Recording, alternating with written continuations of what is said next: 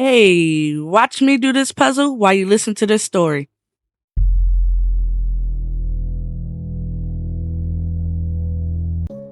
The emergency siren overlooking Bryer County had become part of the landscape. Children rode bicycles beneath it. Teenagers dared each other to climb the rusted tower. Older residents barely noticed it anymore. For over 60 years, it had sounded only for tornadoes. It had never failed, it had never given a false alarm until one humid August night. At exactly 8:17 p.m., the siren came alive. There were no storm clouds, no wind, no rain. Instead of the familiar warning, the speakers released a slow, unnatural sound that no one could describe. It wasn't mechanical, nor was it human. It rose and fell like someone trying to pronounce words with a mouth they never had used before. The sound lasted exactly 20 seconds, then it stopped. People laughed about it online. The county blamed old equipment. The next morning, maintenance crew climbed the tower. Inside, every electrical wire had fused into solid metal. The amplifier had burned beyond repair. The speaker cone had split apart. According to the engineers, the siren hadn't been capable of making a sound at all. Yet that evening, at exactly 8:17, it screamed again. This time the sound carried much farther. People eating dinner stopped chewing. Cashiers froze in the middle of conversation. Dogs tucked their tails beneath their legs. Babies who had been crying suddenly became silent. No one covered their ears. Instead, everyone stared into space with the same distant expression, as though listening to someone they almost recognized. When the sound ended, people simply continued with their lives.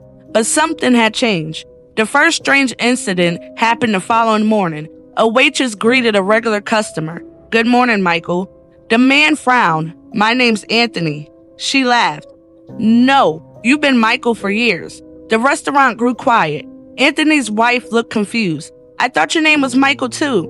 By lunch, the story had spread through town. A teacher insisted half her students had the wrong names.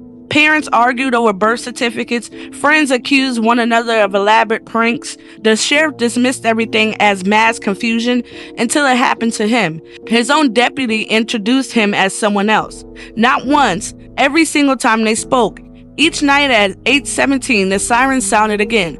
20 seconds, never longer, never shorter. The sound never repeated the same pattern twice. Some people described it as singing. Others swore it sounded like thousands of people breathing together. A few claimed they could almost hear words buried inside it. No two people agreed on what they heard. Within a week, something far more disturbing began happening. Family photographs no longer matched anyone's memories. A mother pointed to a vacation picture. "My oldest son isn't in this." Her daughter stared. "Mom, I'm standing right here." The mother looked at the photograph. There was indeed a child standing beside her. She had no memory of that child being there. The daughter burst into tears. "You forgotten me?" Doctors blamed stress. Psychologists blamed hysteria. The county issued public statements urging everyone to remain calm. But calm disappeared when the funerals began. Not because people were being murdered, because perfectly healthy people simply stopped. A man tying his shoes never stood back up. A woman watering flowers froze with the hose still running. A teenager collapsed while laughing with friends. Autopsies found healthy hearts, healthy lungs, healthy brains. Every organ was normal. The death certificates all read the same: causes unknown. Then security cameras recorded something impossible. During the next siren, everyone in the grocery store stopped, moving at exactly the same moment. Shopping carts stopped, children froze mid-step, a cashier remained holding a can above the scanner. 20 seconds later, everyone continued exactly where they left off. No one remembered freezing. But when investigators reviewed the footage frame by frame, every person had slowly turned their heads toward the same direction during those 20 seconds. Not toward the siren, toward the empty sky above it. The sheriff ordered explosives. "If we can't repair it, we'll destroy it." Demolition experts arrived before sunrise. They placed charges around the tower. Residents gathered at a safe distance. The countdown reached 0. The explosion shattered windows nearly a mile away. Still rained across the empty field. The tower folded into itself and crashed to the ground. People applauded. Some even cheered. Then, at 8:17 p.m., the sirens sounded again. The tower no longer existed. The speakers had been reduced to twisted scrap. Yet the sound drifted across Broward County exactly as before, only louder.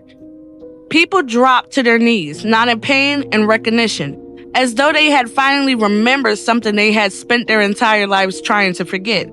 The county evacuated. Roadblocks surrounded Broward County. National investigators arrived. They interviewed the remaining residents. The interviews made no sense. Everyone answered questions normally until they were asked their own name. Some paused for several minutes, others cried.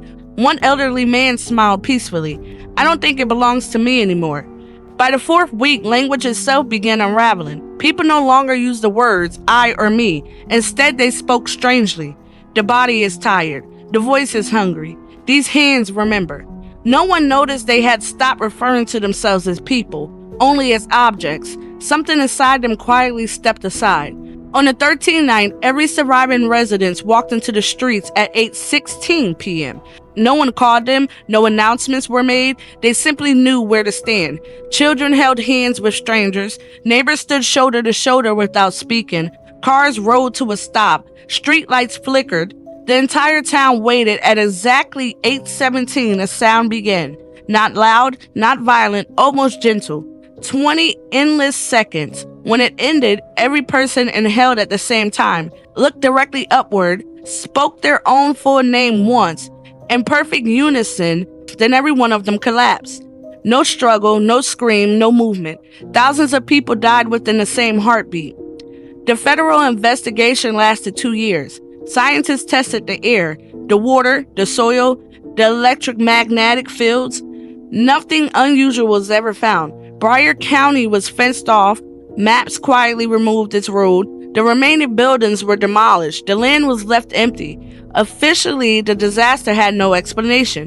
Every year on the anniversary of the event, weather stations throughout the state detect a mysterious 20-second burst of audio at exactly 8:17 p.m.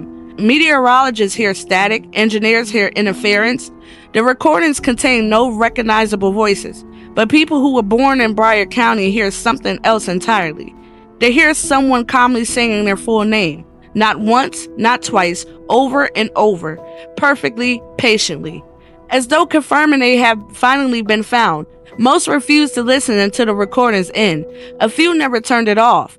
Those who kept listening are discovered the following morning exactly where they were sitting. No wounds, no illness, no signs of fear. Only a peaceful expression. And one unsettling detail.